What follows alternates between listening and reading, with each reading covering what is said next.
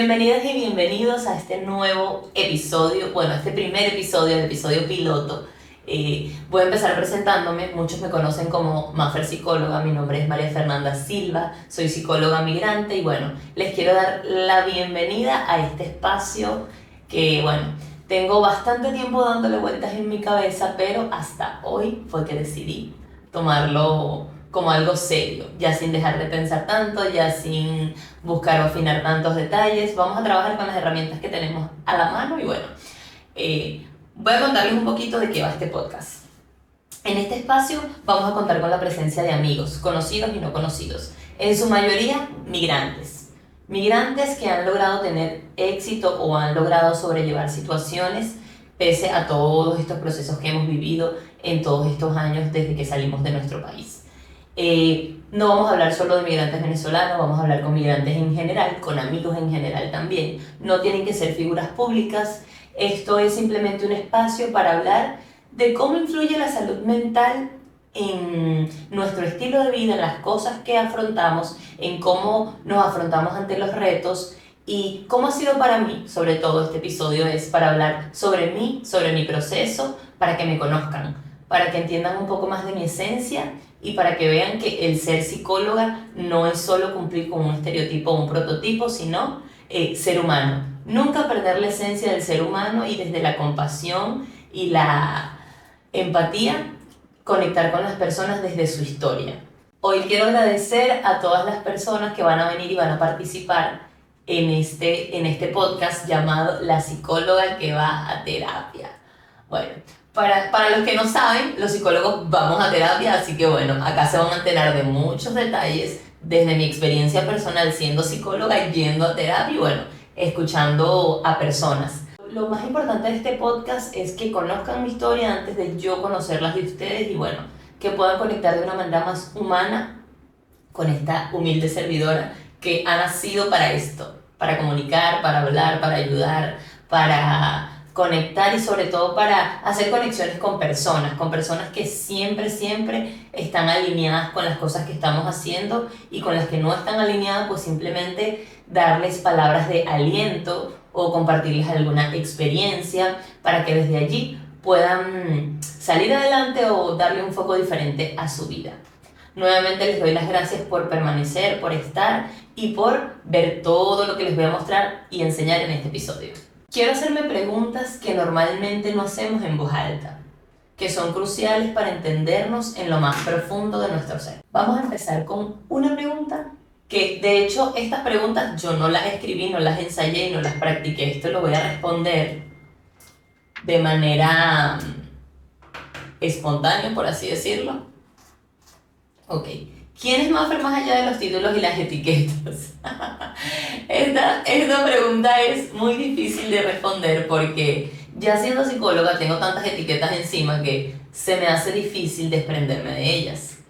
Pero puedo decir que soy una persona alegre, carismática, extrovertida, sensible, altamente sensible podría decirlo. No soy persona paz, pero soy muy sensible porque conecto mucho con la compasión. Es algo que he aprendido y he desarrollado en estos últimos 2 años desde mi historia. Entonces me defino y me describo como una persona compasiva, amorosa, sensible y sobre todo humana. La otra pregunta es, ¿qué experiencias me han llevado a buscar la paz mental y por qué sigo medicada?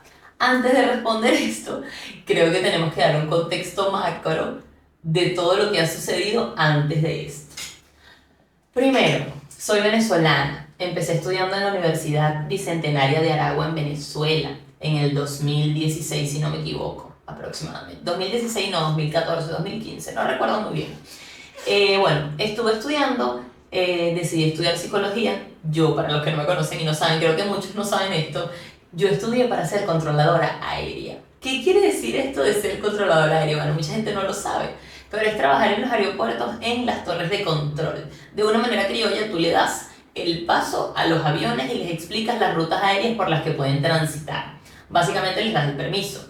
Yo estuve 2 años y medio en esta universidad, en la cual conocí amigos maravillosos, con los cuales algunos tengo contacto todavía, Pero había algo en la carrera que no me permitía conectar. Primero había muchas normas y muchas cosas que seguir porque esta universidad pertenecía como al gobierno y a las leyes aeronáuticas. Entonces como que eran muchas normas, procesos y yo he tenido una lucha con todo esto que conlleva muchos pasos y procesos. Se me dificulta bastante.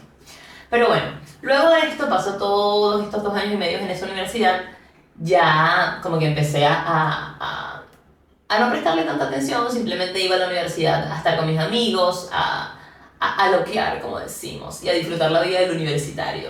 Ya llegó un punto donde, oye, mi mamá me dice como que, ¿qué vas a hacer? O sea, ¿qué vas a hacer? ¿Vas a seguir estudiando eso? ¿Qué quieres hacer? Yo agarro y, bueno, digo, no más, jalé el trimestre, un trimestre, o sea, lo raspé. Y ahí me di cuenta que eso no era lo que yo quería estudiar y ya no podía seguir invirtiendo tiempo en algo que no me estaba sumando de ninguna manera o en lo absoluto. Entonces decido buscar qué tipo de carreras yo podría estudiar.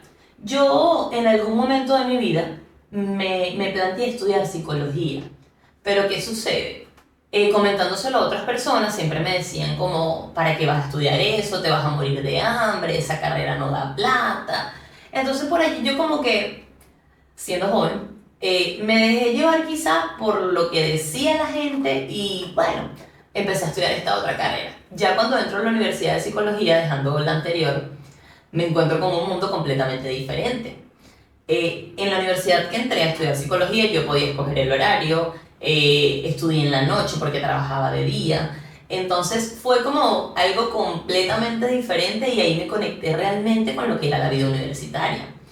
Luego de todo esto, bueno, estudio el primer año, lo jalé porque fui un desastre en la universidad, de verdad. Tenía amigas que, como yo, bueno, éramos jóvenes, estábamos pendientes de irnos de fiesta, de salir, nos salíamos de clase, cumplíamos medianamente con las actividades. Todo esto porque creo que no teníamos el sentido de responsabilidad. Así lo veo desde este punto de vista y desde hoy a mis 30 años. Ahora que sabemos el valor que tiene el tiempo y el dinero, es como que lo aprovechamos y lo invertimos de mejor manera.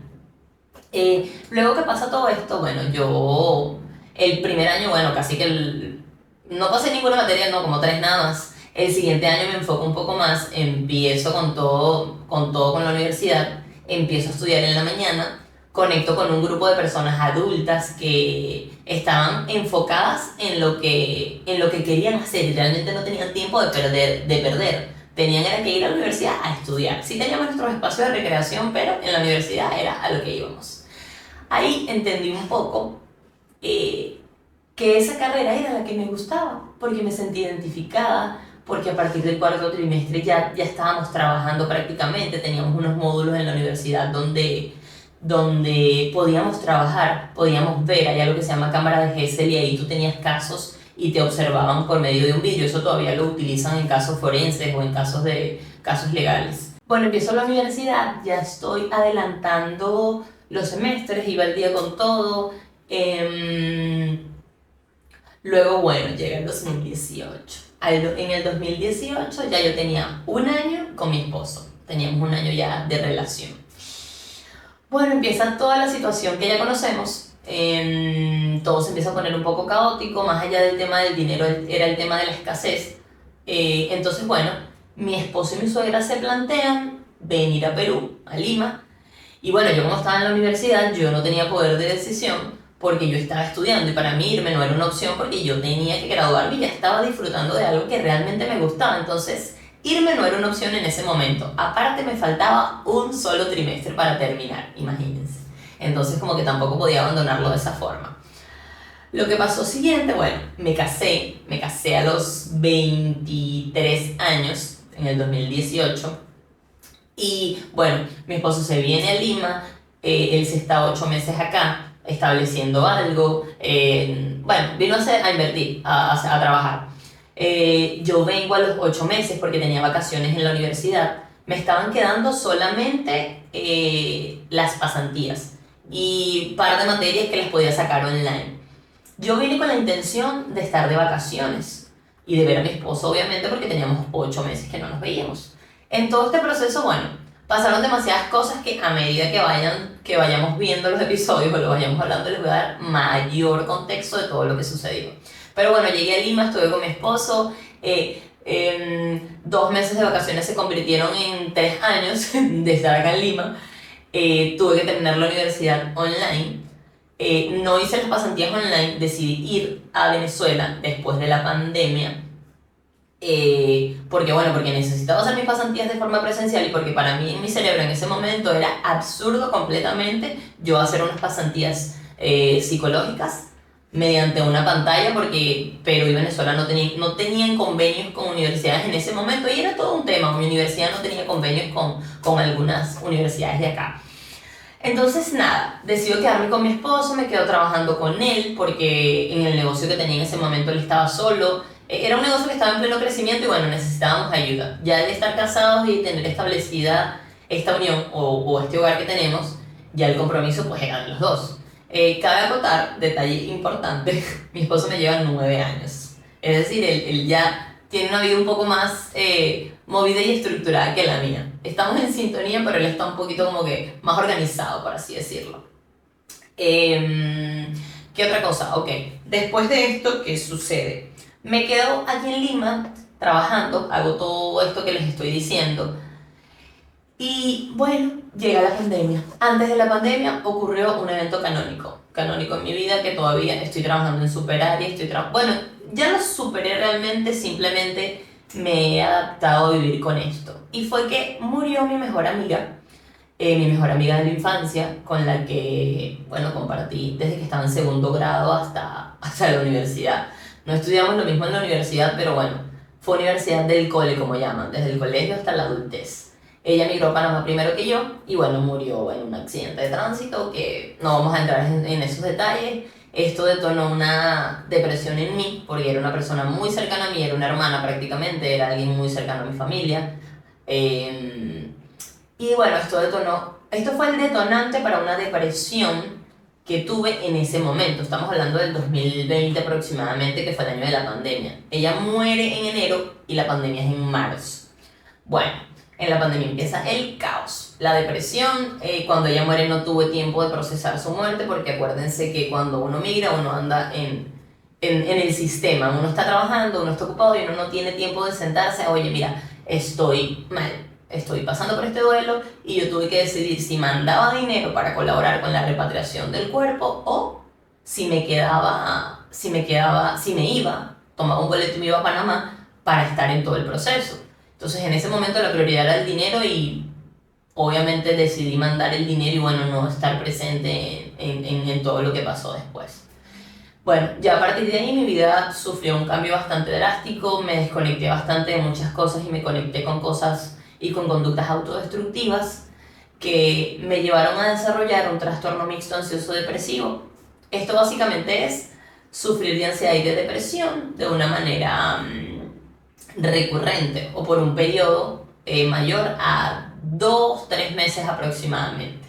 Esto es algo con lo que todavía sigo luchando y la pregunta que me hacen es interesante porque dice, la pregunta que colocamos acá es como, ¿qué experiencias me han llevado a buscar mi paz mental y por qué sigo medicada? El tema de buscar mi paz mental entendí que es un tema individual, es un tema mío.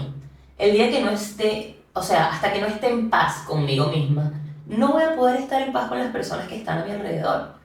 Pero creo que el mundo está pasando tan rápido y todo está siendo tan diferente constantemente que no tenemos la capacidad de procesar los cambios que vamos viviendo porque todo es muy rápido y la vida va siendo así. Entonces nos olvidamos de vivir en conciencia plena y yo tengo un grave problema que es que cuando me siento mal o triste me enfoco en las conductas autodestructivas. Conductas autodestructivas estamos hablando de consumo de alcohol, de salir, de procrastinar, de alejarme de las personas que realmente me suman, de juntarme con personas que están en otras, que andan como que pendientes de fiestas, de juerguear, de salir, no tienen un foco y eso está bien. Creo que todos pasamos por ese momento y yo esa etapa ya como que la pasé. Pero ahora entiendo que para tú lograr o tener éxito en la vida, tú necesitas primero conectarte contigo mismo, saber y reconocer cuáles son tus necesidades como persona, qué es lo que tú necesitas para ser feliz, qué es lo que te hace falta, qué es lo que te mantiene aquí y cuál es el motivo por el que te levantas todos los días. Yo en mi caso no tenía, o sea, no tenía motivos, o sea, yo estaba deprimida, estaba triste, yo me levantaba porque mi esposo me decía como que, oye, mira, tenemos que levantarnos porque tenemos que trabajar, tenemos cuentas que pagar y tenemos responsabilidades con las que hay que cumplir. Y así era la rutina, entonces me olvidé de vivir en conciencia plena. Y por no vivir en conciencia plena, sigo luchando con esto de la depresión y la ansiedad, porque esto no llega de un día para otro. Esto es un proceso que va pasando constantemente y pasa tan rápido que cuando te das cuenta, ¡pum!, caes en un hueco. Yo he asistido a terapia muchas veces y en muchas oportunidades en aquella época del 2020. Terminé yéndome a Venezuela para poder lidiar con todo este proceso de sanación de ese momento especial que fue el duelo de la muerte de mi amiga. Entonces tuve que irme, pasé por todo el proceso, fui a terapia, terminé mis pasantías y logré venir y estabilizarme. Cuando llego a Lima, nace esto que se llama Maffer Psicóloga. Si no me sigues en Instagram, te invito a que vayas y me sigas. Mi cuenta es Maffer Psicóloga. Y allí, bueno, he expuesto bastante de las cosas que he vivido, usualmente por las historias. Pero la comunidad que tengo conoce bastante mi historia y está bastante conectada conmigo porque siempre me he preocupado por cuidar mi esencia, por no desprenderme completamente de ella y de el rol que tengo en esta vida como ser humano, ¿no? Entonces, esto de la medicación ha sido una herramienta. Yo ahora no lo veo como algo catastrófico o como algo grave. Ahora lo veo como una herramienta. Simplemente es una herramienta que yo utilizo cuando estoy deprimida. Claro, ahora, cada vez que siento o identifico que me estoy deprimiendo, que los niveles de ansiedad o de cortisol van subiendo, yo agarro y me vengo a la conciencia plena, me analizo, me estudio y estoy desarrollando la capacidad de escuchar mi cuerpo y mis necesidades en este punto de mi vida. Esto es desde ahora. De lo que fue el pasado, pues ya les hablaré más adelante para que no nos desviemos mucho del tema. Vamos con la siguiente pregunta. ¿Por qué decidí ser psicóloga y cómo ha cambiado esa decisión mi vida? A ver, esto es algo que yo no me pregunto, porque es que yo no nací con esta idea de ser psicóloga. Realmente fue algo que nació en el camino y no creo que todas las personas nacen con un propósito, como que tú naces ya entendiendo o sabiendo qué es lo que vas a estudiar. Yo creo que lo puedes aprender. Lo más importante creo que es concentrarnos en cuáles son nuestras habilidades, cuáles son nuestras debilidades, cuáles son nuestras fortalezas y en base a esto podemos inclinarnos a actividades que estén quizá orientadas y ajustadas a lo que somos como personas y como individuos. Claro, también es importante salir de la zona de confort y probarte a ti mismo qué otras cosas puedes hacer saliendo de esa zona que te mantiene cómodo. La siguiente pregunta es, ¿qué me motivó a dejar Venezuela y empezar de nuevo en Perú, una tierra desconocida? Les voy a responder desde la sinceridad. Y esto es algo que creo que muchos vivimos. Y a mi esposo no le va a gustar esto cuando lo escuche. Yo no vine, me trajeron. Creo que la decisión de emigrar fue netamente de mi esposo y de mi suegra. Cuando esto salga, esto va a sonar horrible, yo lo sé, pero es la realidad. Creo que nunca me preguntaron a mí si yo quería venirme a Perú o si yo, no sé, sabía algo de Perú. Yo en ese momento de mi vida estaba despersonalizada. Yo veía cómo las cosas estaban pasando y cómo iba pasando todo tan rápido. Y creo que como era tan joven, no era tomada en cuenta porque quizá lo que tenía que decir no sé, no era relevante para ellos en ese momento. Ellos deciden venirse, yo escuchaba las ideas que tenían, lo que iban a hacer, los proyectos de negocio o proyectos que tenían acá y yo, bueno, como yo estaba enfocada en mi universidad, tampoco participé mucho porque es que el foco principal que tenía en ese momento era terminar la universidad y dejarla no era una opción, entonces yo básicamente me entregué al que sea lo que ellos decidan. Entonces así literalmente lo hice, que sea lo que ellos decidan. Pasa todo esto, ellos se vienen a Perú, yo vengo a los 8 meses, ya les conté lo que sucedió Y nada, cuando llego acá me encuentro con una realidad completamente diferente. Siendo turista, sí, qué chévere Perú, qué rica la comida, pero el sistema es bastante rápido, la cultura es bastante diferente, el choque cultural también me pegó, viví mi duelo migratorio, como todos ustedes. Luego que llego de Venezuela, con el haber terminado la universidad de manera, o sea, terminé la universidad académicamente cuando me vine, que hice las pasantías, pero me vine a Perú, me regresé nuevamente sin título. Entonces no tenía el título universitario para poder colegiarme y hacer todo lo que tenía que hacer acá. ¿Qué hice? Bueno, empecé a trabajar online. Nace esto de Maffer Psicóloga y bueno, como psicóloga online empecé a atender pacientes vía online. Fue la primera vez que me expuse a esto de trabajar sola. Intenté buscar trabajo, sí, pero por temas de papeles obviamente no podía. Entonces no me quería enfriar.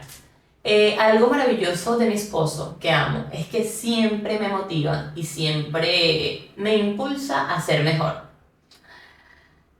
El problema o el detalle de esto es que a veces a él se le olvida que nos llevamos 9 años y él cree como que, bueno, las experiencias son diferentes o yo debería tener la vida o llevar la vida como él la llevó, cuando no es así. Claro, es algo que hemos aprendido y hemos entendido en todos estos años y todo este proceso, ya son 10 años. Entonces, bueno, estoy aquí en Lima, me lanzo literalmente con esto, con miedo y con todo, yo sola. Después que pasa la pandemia, agarro, ya tengo todos los papeles y me meto en un coworking a trabajar. Empiezo este trabajo de redes sociales. Tengo a Leandro, que Leandro ha formado parte de todos los procesos y de todo lo que ha sido Mapper Psicóloga, de todas las ideas. También ha sido una persona que me ha impulsado constantemente a como que, dale que tú puedes, dale que tú puedes, dale que tú puedes. Siempre está ahí. De hecho, yo aquí estoy con miedo y Leandro está ahí detrás de la cámara. Dándome ánimo, siempre, siempre, siempre. ¿Cómo se siente? Aquí, ¿cómo se siente por migrar por segunda vez sin el apoyo físico de mi familia? Esto es haber dejado a Martina y estar sola aquí ahora, ¿no? ¿Qué me motivó? No. ¿Cómo se siente migrar por segunda vez? Esta vez sin el apoyo físico de mi familia. Bueno, más contexto a esta pregunta. Yo en el 2022 tuve una bebé. Esa historia se las cuento en otro episodio porque la historia es completamente grande. En el 2022 tuve una bebé y mi vida cambió drásticamente. Obviamente la maternidad ha sido uno de los retos más difíciles que me ha tocado afrontar. Más porque no estaba preparada. Pero bueno, a raíz de esto, no me desenfoqué en el trabajo, sino que cuando me enteré que estaba embarazada, me enfoqué en trabajar lo más que podía durante el embarazo. Ya después que nace la bebé, el ritmo de vida cambia, el estilo de vida es diferente completamente, la relación con mi esposo cambia también, o sea, todo se vuelve completamente diferente y realmente en el trabajo estaba haciendo humanamente lo que podía hacer. Tenía proyectos que hacer, este podcast tiene, o sea, tengo creo que más de un año con el blog de notas lleno de ideas de podcast y de cómo empezar y de cómo hacerlo, pero yo quería hacer algo así como a lo grande, con un set de grabación espectacular y, o sea, no, muchas veces los inicios no son así, o sea, fue una conversación que tuve con mi esposo y él me dijo como que, pero lánzate con lo que tengas, o sea, ponte a ver los podcasts, cómo empezaron todos. Todos empezaron así, con lo que tenían a la mano. Entonces, bueno, vamos a utilizar los recursos que tenemos a la mano, que esto es un mensaje poderoso que les regalo a ustedes. Si no tienen la forma de cómo empezar un proyecto o un emprendimiento, como lo sueñan o como lo visualizan, empiecen con lo que tengan. Yo jamás en mi vida, desde que estaba en la universidad, me imaginé que yo iba a tener la capacidad de estar aquí sentada hablando ante todas las personas que me van a empezar a ver después que salga este episodio. Entonces, no importa que no tengas todo lo que estás pensando o todo lo que has idealizado en tu mente, lo importante es empezar. Empieza con algo, con lo primero, con lo más básico. Entonces, bueno, retomando el contexto, esto de venirme nuevamente acá, porque me estuve 6 meses en Venezuela.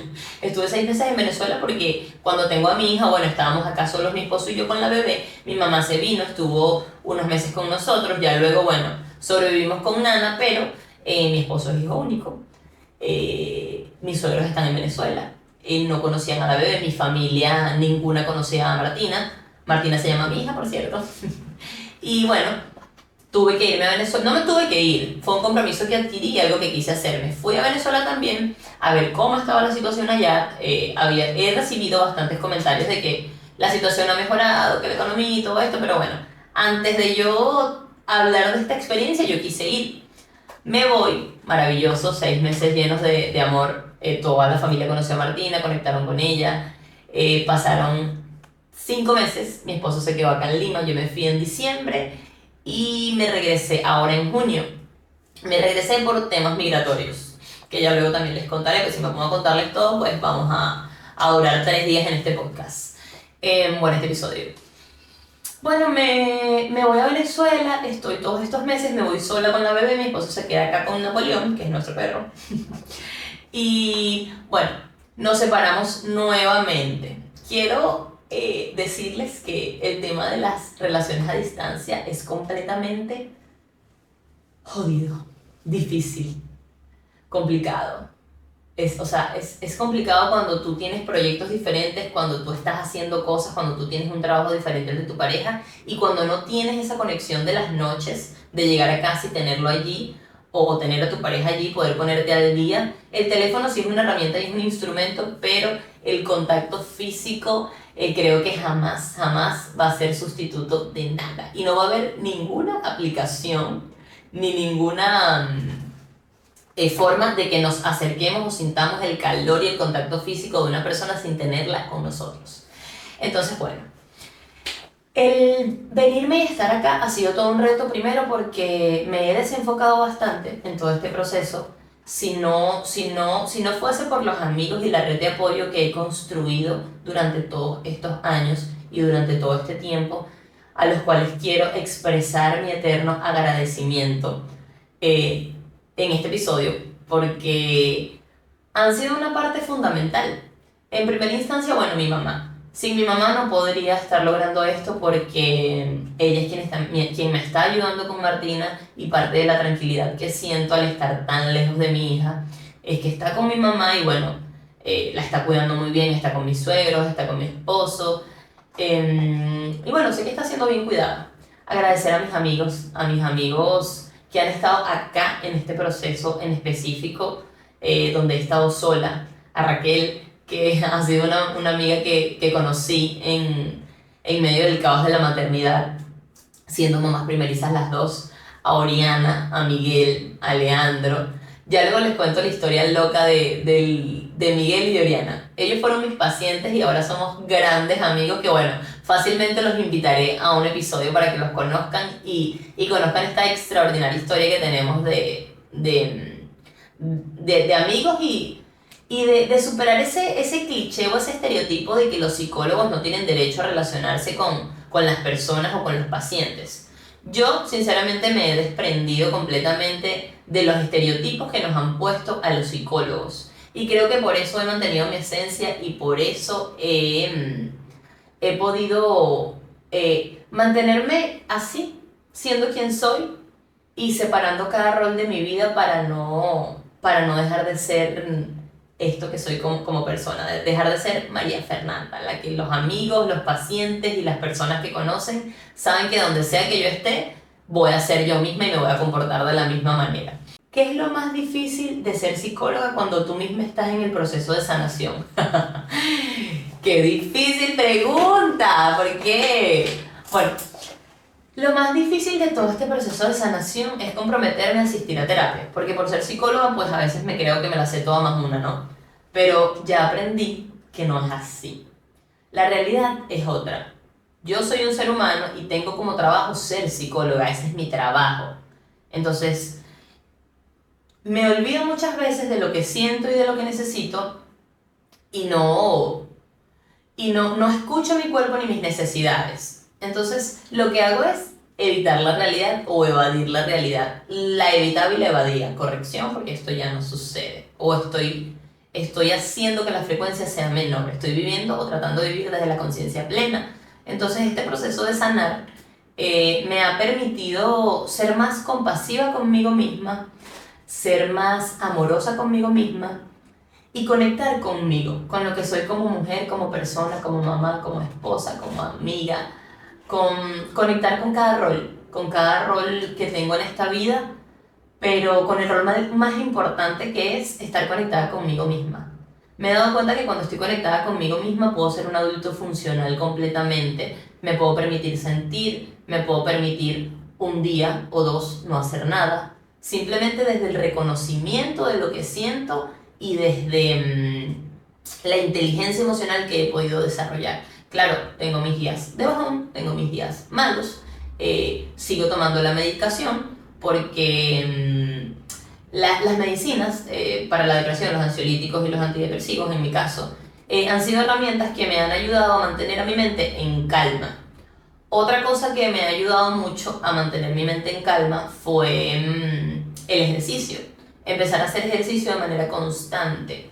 Ahora me ando juntando con gente que está en lo mismo, que está pendiente de mejorar los hábitos, de hacer cosas diferentes, de no solo salir a socializar y perder el tiempo, sino de cada salida o cada actividad que sea un aprendizaje o una experiencia de la que puedas sacar algo bueno. Claro, hay momentos de ocio y de diversión, pero en el punto de la vida que estoy es como que el tiempo está bastante distribuido y hay que cuidarlo. He aprendido a mis 30 años que la herramienta más valiosa que tenemos es el tiempo. Tenemos que aprovecharlo y distribuirlo de una buena manera. Si pudiera hablar con mi niña interior, ¿qué le diría? ¿Cómo la consolaría? ¿Cuáles son los miedos que aún me persiguen y cómo los enfrento día a día? Yo me prometí que en este episodio no iba a llorar, pero para mi niña interior yo simplemente la abrazo. La abrazo y le prometo que todo va a estar bien. Y que la mujer que soy ahora se ha encargado o se está encargando de cuidarla y de sanarla, de darle lo que necesitó y, y de ser compasiva, porque creo que muchas veces nos olvidamos de entender que éramos niños y no teníamos tanto poder de decisión, no teníamos tantas herramientas a la mano, no teníamos muchas cosas en realidad.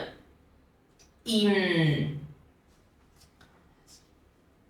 los miedos que me persiguen de una u otra forma son no ser suficiente, no llegar a ser exitosa, no poder cumplir con las metas que me trazo, fracasar como mamá y un miedo terrible que tengo, que se los voy a confesar, y es primera vez creo que verbalizo esto, y es miedo a quedarme sola, a quedarme sola y a no tener una buena vida, ¿saben? A repetir patrones y no ser feliz. Ahora me encuentro sintiéndome bien, sintiéndome conectada con este mundo tan rápido y tomándome espacios que muchas veces me cuesta decidir, pero espacios que necesito, espacios que me hacen conectar con la conciencia plena. Entonces, un abrazo a mi niña interior y bueno, prometerle que todo va a estar bien, todo va a seguir estando bien y que cada día tenemos una nueva oportunidad para mejorar y para hacernos cargo de nosotros mismos. Esa es creo que la base de la vida. Dejar de culpar a otros, dejar de victimizarnos y revictimizarnos por cosas que nos pasaron.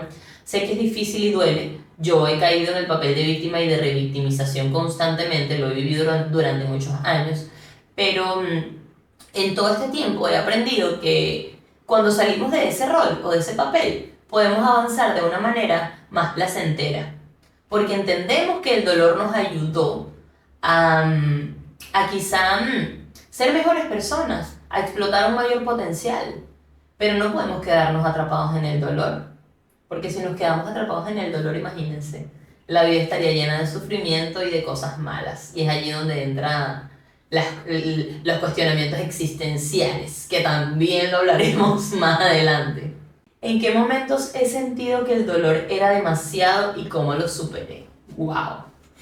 Un dolor muy fuerte que he sentido y que sigo superando ha sido la muerte de mi mejor amiga. Es algo que me sigue doliendo y no sé y no logro conseguir la forma de dejar que deje de doler. Ya es un duelo que ha sido trabajado a nivel terapéutico, pero en mi mente es como si ella todavía está, como estamos en países diferentes, es como que, bueno, ella está en Panamá y yo estoy acá. Y es algo muy loco porque yo me despersonalizo algunas veces y yo digo como que, mierda, le voy a contar algo a Génesis. Y es como que quiero agarrar el celular y le quiero escribir. Ya luego reacciono y digo, pero bueno, mire, tu chica, tú estás loca. ¿A qué le vas a estar escribiendo tú si no está acá?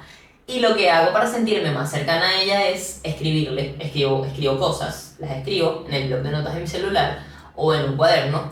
Escribo cosas que le quiero contar como usualmente hacíamos en nuestras conversaciones. Es una manera de exteriorizar mis pensamientos y de lidiar mejor con el dolor. También cuando estoy conectada con ese dolor y ese sentimiento, intento buscar algo bueno que haya sacado de ese dolor. O simplemente hay días donde me permito sentir y lloro. Veo fotos, veo recuerdos, veo textos, veo mensajes y me permito sentir, lloro y ya. Eso no tiene nada de malo. ¿Qué significa el concepto de sanar? ¿Es un destino o es un viaje? Mira, yo creo que el proceso de sanar es un viaje.